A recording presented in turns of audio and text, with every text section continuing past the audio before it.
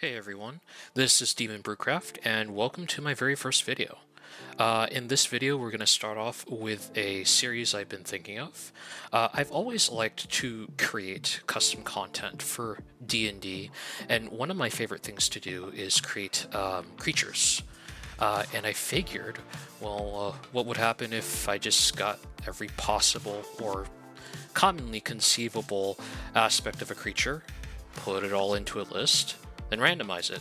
It provides something a little entertaining and challenging for myself, and some interesting content that I can provide to a community of people for free. So on screen are going to be a list of categories that I've come up with. Each one with their own dice roll. Go ahead and roll with several subsections that will have results. We're going to combine all of those results and then see what we get, and then it will be my challenge to basically create something out of the results we got. With that stuff out of the way, however, let's go ahead and get out our paper and our little roll tracker that will be shown on the right side and start rolling up these results and making our creature. First roll up is going to be for the type, and we get a 3, and 3 lands us beast. Next roll is going to be for the size, d6, and we get a 6, gargantuan. Next is for alignment. That's going to be a 2d3. We get a 1 and a 2, which means it's going to be a lawful neutral creature. Our fourth roll is going to be for the armor class. It's going to be a 2d10, which landed as a 7 and a 1, meaning we're going to go ahead and have a different source for the armor class, and then 1 to 2 armor. The other source is going to be a d15, which landed as a 4, studded leather. The next roll is going to be a d20 for hit points, and we land a 7.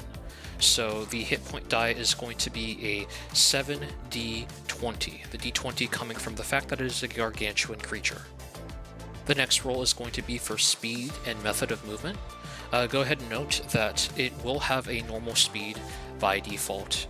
If it lands anything more than one type of speed, then it will get another one tacked onto it. For the d12, for how many it's going to get, it lands a 3, which is going to be only 1 speed, so it will only have a default speed. And then we'll go ahead and roll a d12 to determine how quickly it moves. And then we get a 6, which is going to tell us that it's 30 feet. The next roll will be for stats. We're going to roll a 6d20 to determine that. We go ahead and land an 8, 12, 11, 3, 12, and 4. Those stats are going to go to the ones shown on screen, 1 through 6, in that respective order. Saving proficiencies are going to be next. The amount it has is going to be determined by a d20. It lands a 7, which is only going to be 1. Let's go ahead and see what proficiency that's going to be with a d6.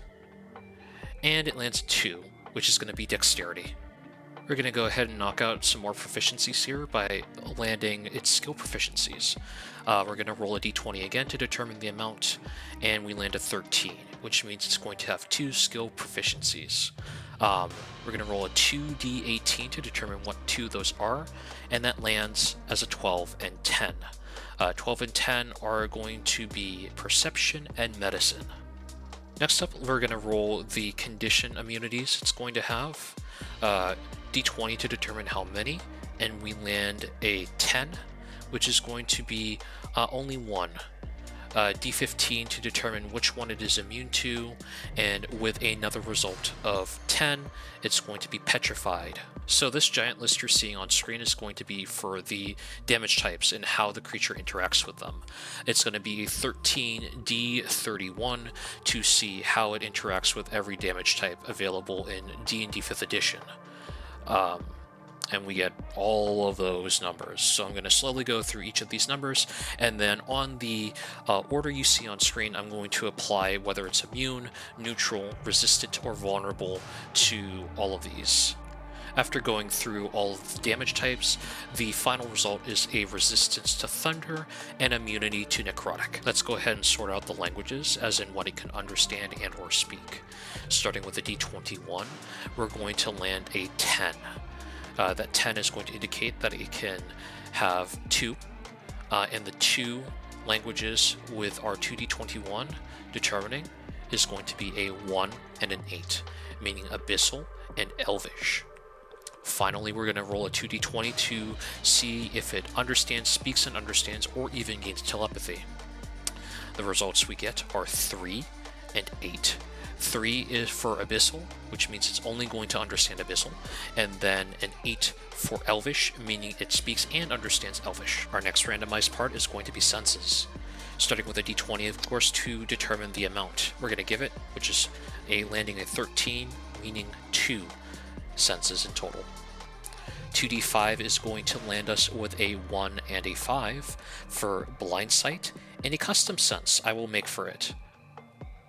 Finally, we're going to roll a 2d20 to determine how far reaching those senses are, landing a 13 and a 2, meaning it will have a blind sight of 65 feet, while its custom sense, whoever that may be, will be 10 feet. Okie doke. Moving on to the end here, we have the actions roll. It's going to be a 4d20. And we land an 8, 9, 16, and 19. So what that is going to go ahead and determine is the amount of actions first, which is landing an 8, 2 actions in total, and then landing a 9 makes it not legendary. And actually, since it landed legendary, the other rolls that come after it, despite actually me noticing that we're missing one, don't really count. So it will just have 2 normal actions. We may tackle this section a different way in the future now that I think about it, but we'll just roll with what we have so far. Finally, let's go ahead and tackle the randomized item we're going to relate to our creature. Rolling a d20 for the amount as usual, we land a 7, which means it will only have 1 item, and then a d4 to determine what kind of item we're going to be making for it, and it lands a 4, a tool. We're going to be making a single tool for our creature. So there is one more step we're going to do here. Nothing to do with a randomized roll, but for stats, actually. So as we've been doing rolls, I've been keeping track, and for every max roll that we have gotten, the creature is going to get a +1 to all of its stats. And if that max roll was a d20 and it landed a nat 20, it will be a +2 instead. Unfortunately, this time around, we didn't get any nat 20s out of d20 rolls, but we did land at least 4 max rolls, so all of its stats that it had gotten are going to get a +4.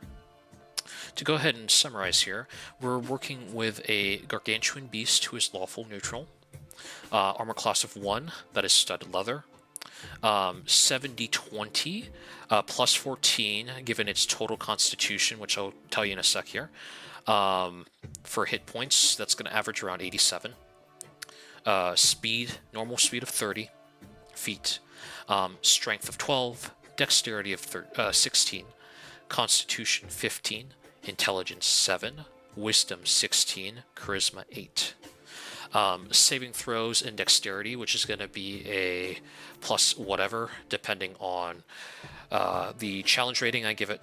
It has skill saves in medicine and perception, resistance to thunder, immunity to necrotic, condition immunity to petrified. It has a blind sight range of 65 feet, and a custom sense range of 10 feet. Passive perception is going to be around 14-ish. It really depends again on challenge rating. Languages are going to be Elvish, understanding and speaking, and only understands Abyssal. It will have 2 total actions. So to share my thoughts here, honestly quite interesting. 1 armor class studded leather, that's going to be interesting. HP's okay, speed's okay. I like that it has a saving throw and dex with also proficiency in medicine and perception. That's cool.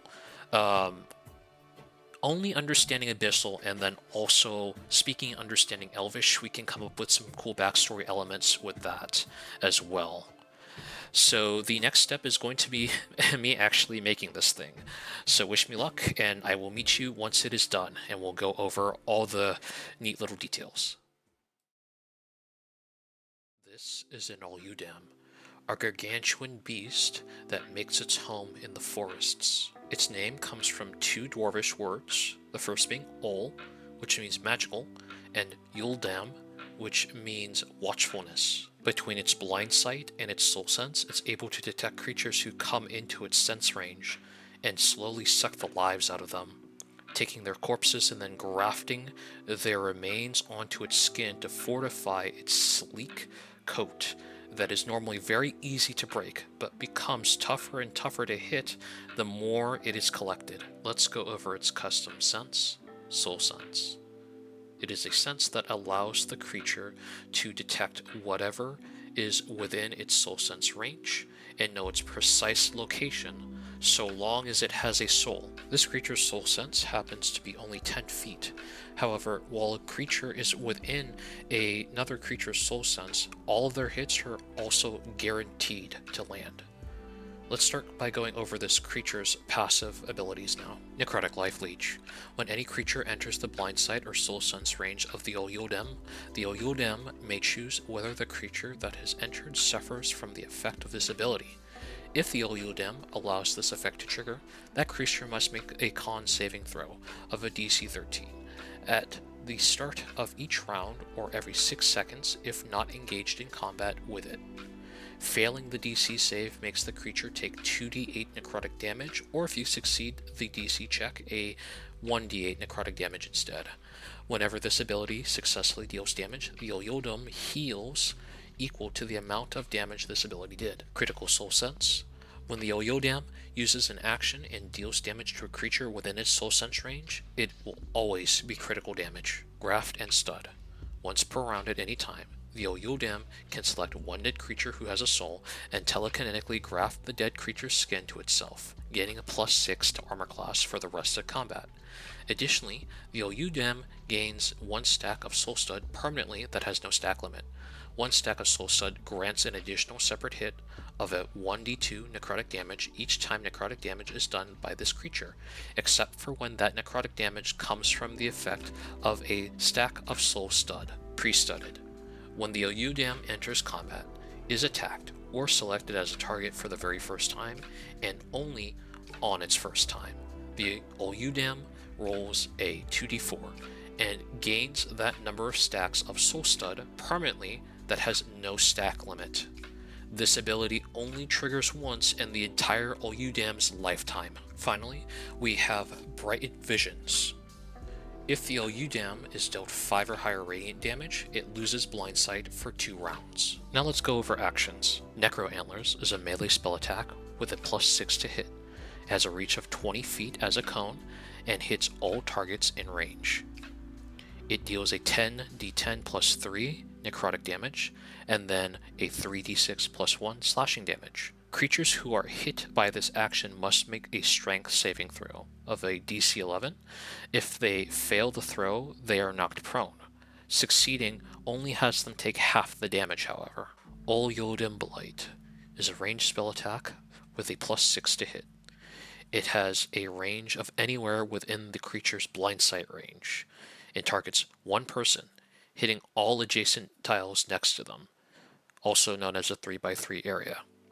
It hits for 5d10 + 3 necrotic damage and kills all plant life on contact. A creature hit by this action must make a con saving throw, a DC 15. If you fail, you gain a 1d3 level of exhaustion. If you succeed the saving throw, however, you only take half damage. Finally, let's tackle the item that we associated with this creature, which is a tool. If you're lucky, you can collect the Soul Studs, worth 12 GP, Grafted Beast Leather, worth 8 GP, and a Necrotic Eye, worth 500 GP, from an Oyodem, and combine them to make a Soul Seeker's Kit, worth 520 GP. Characters who have proficiency with a Navigator's tool will also have proficiency with this tool. Components. The Soul Seeker's Kit includes a Necrotic Detector, Soul Pointer, and Soul Sense Glimpser. The Necrotic Detector is a leather-bound bundle imbued with necrotic magic that changes to a bright red color when getting within 30 feet of an object or creature that wields necrotic-based powers. The brightness determines the power of the creature or object, and is ultimately up to the DM to decide how bright it glows. A Soul Pointer can be used once per long rest, and can seek and point in a direction of a creature that the user knows and is spoken the name of to the compass for a 12-hour period. A Soul Sense Glimpser is a bright yellow crystal eye that grants its user 10 feet of Soul Sense for 5 minutes when used, and only one person at a time. When in combat, this uses up a reaction, with the DM determining the round amount it lasts. Arcana. Your mastery over this necrotic kit opens your mind to many things tainted by its same magic. When looking into anything necrotic, you gain an additional insight as to what information you are trying to find. Identify hides. When looking at a hide or leather item, you can determine the source of the leather and any special techniques used to treat it. For example, you can spot the difference between leather crafted using dwarven methods and leather crafted using halfling methods. Feel free to adjust these actions, passives, stats, and even the challenge rating if you would like, which we decided upon is an 8. For this creature, it may be a little overtuned for some people, and maybe for those who are a little bit more hardcore, maybe a little undertuned. Especially I can see in the department of 87. 87 hit point monster, at least on its average, is not going to last long against a party of at least 4 level 8 party members that are at least decently built anyways.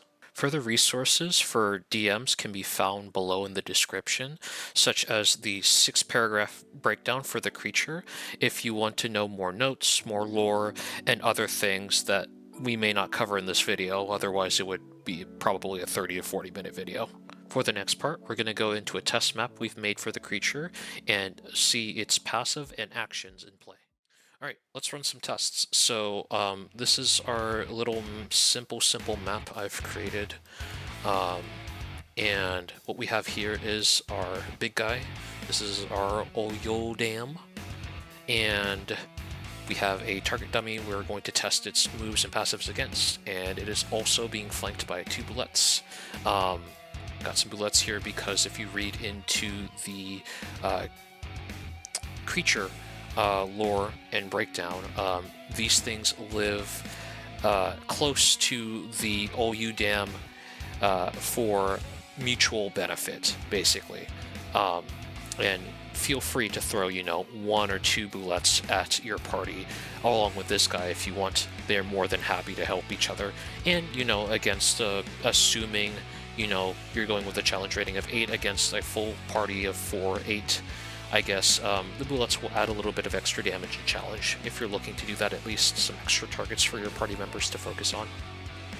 So let's go over a couple starting things in terms of its passives. The first thing we should probably go over first is its pre-stud. Pre-stud, totally optional. It is ultimately, at the end of the day, bonus damage for this creature. You can choose to not pre-stud it, so you don't immediately murder your party, or you can have it pre-studded and it could start with a maximum of 8 stacks possibly, which is potential to do at least 16 extra necrotic damage every time you deal necrotic damage, of course other than from the soul studs itself, otherwise it would be a never-ending loop. So let's go ahead and roll a quick pre-stud macro that I literally just made, and it lands a 5. So in this case our Oyo Dam will have 5 studs, soul studs, meaning it's going to roll 5 1d2s every time it deals necrotic damage, and the sum of those 5 1d2s are going to be extra necrotic damage it heals, all as separate hits. So 5 additional separate hits of a 1d2. Next we can go over its necrotic life leech. The Oyo Dam, in terms of how it behaves, is going to basically almost always, unless it is making some sort of exception, going to say yes to everything that enters its blind sight range, except the bullets. It loves the bullets. It would not dare hurt them.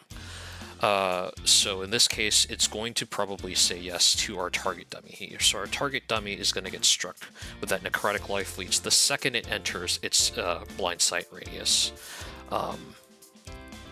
So it would have to make a con saving throw that has a difficulty of 13. And in this scenario, we're going to say, oh no, it failed. And then roll a 2d8 to determine damage because, oh no, it failed. 14, and then we would have to roll in this case, slash R. It's just a 5d2, just to make this a little simpler. And it ultimately gets a 6, so it'd take a 14 necrotic damage from that. And since it took necrotic damage from the Oyodem, that procs the Soul Stud stacks of 5, in which it took 1, 1, 1, 2, 1, total of 6 necrotic damage additionally. That pretty much covers most of the passives, the other ones being Critical Soul Sense, which is if you're within 10 feet of the creature, which is its Soul Sense range, you will take crits from all of its actions. You would have to practically be under it, so, you know, around this area here to take all crits from this guy. And then Brighted Visions, which works against it. If the damage dealt is Radiant and it's 5 or higher, it loses its blind sight for 2 rounds, which counters its necrotic life leech hard, and leaves it to only be able to use its soul sense, its very, very small soul sense range, to seek out its targets. So it really, really hinders the Oyodem. Before we move on to the actions, I don't think I've actually explained, you know, what this thing looks like, other than, you know, providing the breakdown. But for those of you who haven't looked at the breakdown, this thing is a giant elk that has been corrupted by necrotic magic. It's first of its kind, drank from some really, really bad water, and it just grew in size and grew magical powers, and is now like a terrorizing elk beast that digs giant holes in forests. It has yellow eyes that glow and a black lion's mane, and then on its body it wears the grafted leather and hide of the animals that it kills, and then takes their souls and then converts the soul into a stud and places those studs on its grafted leather, therefore, you know, fulfilling the studded leather requirement we got for when we had an alternate source for the armor class. Its skin is really, really easy to pierce, which is why it has a base of 1, but the more leather it goes ahead and gathers, the stronger its AC becomes. But do know that unless you want to adjust it, the bonus AC it gets only lasts for combat. Once combat ends, that bonus AC leaves, and then it returns to 1, whereas the soul studs it gains, that bonus necrotic damage, that is permanent. That is a permanent stack until that creature meets its inevitable demise at either end of its life or your adventures like murder the crap out of it. Alright, actions. We'll start with Necro Antlers. It's a 20-foot cone. It's a pretty juicy cone, and it deals a lot of damage, and that is kind of, I would say, the majority of the challenge rating comes from this. It is the amount of damage this thing could crap out in a turn. It's around the 3 digits most of the time. It can be lower, but a majority of the time, especially if you're not making saves against this creature, which I would say aren't too bad, they're not the most difficult saves in the world, it's going to start reaching 3-digit numbers. So if it focuses on a single party member and they don't have some sort of defensive against necrotic and they're not making saves, they're going to die very fast against this thing.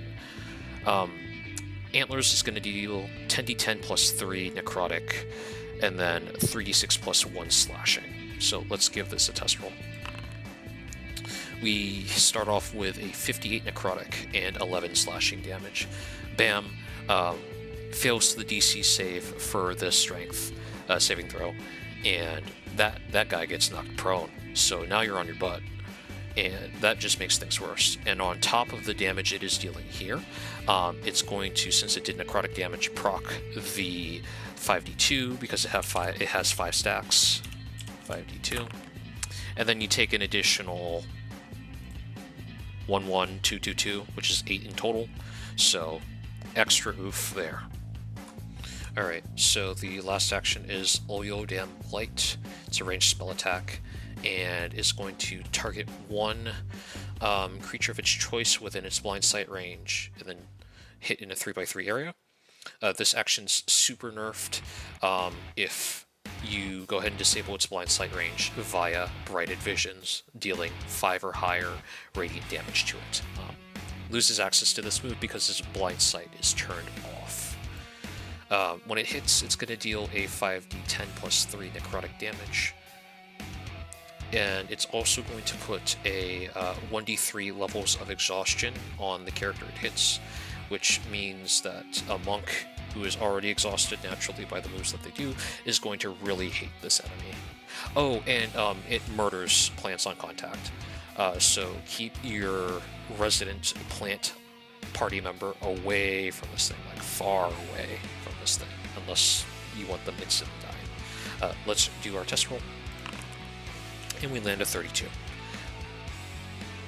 So 32 necrotic damage. We'll say we target, of course, our dummy. And since this dummy, you know, is bigger than like one tile, in cases of like where you can, you have a bigger target like this, we'll just choose like this tile here, so it hits this, and then these tiles around it. It only hits the target once though. 32 damage, and then 2 levels of exhaustion in this case, since it failed the saving throw. Of course, since the target took necrotic damage, we're going to really quickly do r/r 5d2 and just gather up our extra necrotic damage, 1, 1, 2, 1, 1, which is 6 extra necrotic damage, since the Olyodam Blight is necrotic damage. Okay, and the last thing I'll go over quickly here is the tool that we went ahead and associated with. We'll start with the materials. So whether it gives it willingly or your party collects it off of its corpse, it has the ability to drop soul studs, grafted beast leather, and a necrotic eye at your DM's discretion, of course, and also at your DM's discretion if they have any other use outside of just being a material to make the Soul Seeker's kit, which is the custom tool we made. It comes with a necrotic detector, a soul pointer, and a soul sense glincer. 3 really cool items that allow you to do a bunch of different things, such as finding people and locating necrotic powered objects or creatures. Other than that, it gives you the Arcana Insight, which is the necrotic insight, and then Identify Hides, which is something you would normally get off of a leatherworking kit, I think. I don't remember the name of the exact item, but you can actually, that's an ability from the actual game itself. Alright, and that wraps everything up nicely. All the resources you would need for the Olyodam and to make it a real thing in your campaign is located below in the description in the Google Drive link. Feel free to use everything. Feel free to deconstruct the entire stat block if you want. No one is going to yell at you and put you on timeout if you change this. All that I ask is if you do use this, you maybe put some credit or, you know, mention my YouTube. That's all I really ask. I had plenty of fun making this video, made a crap ton of mistakes along the way that I learned, nevertheless had fun. A couple of them being I had to redo that beginning portion a crap ton of times, at least visuals wise. The rolls were one take. I reused the roll video I had over and over again until I got the visuals that I liked. You may notice that my voice is a little behind or even sometimes ahead of the rolls done in the random roll section. That's because I did my best with trying to line up my voice with the rolls. Next time around, I should be able to just have the thing roll at the same time I'm talking and just do them in takes like that. Future videos will also not be as rambly as this. We're going to try and aim under, you know, the 25 to 30 minute mark. I don't like super long videos like this myself. At least dealing in particular things like this. So on and so forth with the whole Elvish-Dwarvish mix-up thing and all that other good stuff. Alright, well, if you liked the content, make sure to give it a like. If you want to see even more, hit that subscribe button, notification button as well if you are feeling extra nice. I do plan on doing more of these because they are just really fun to do, and providing content like this makes me feel good. Anyways, catch you later.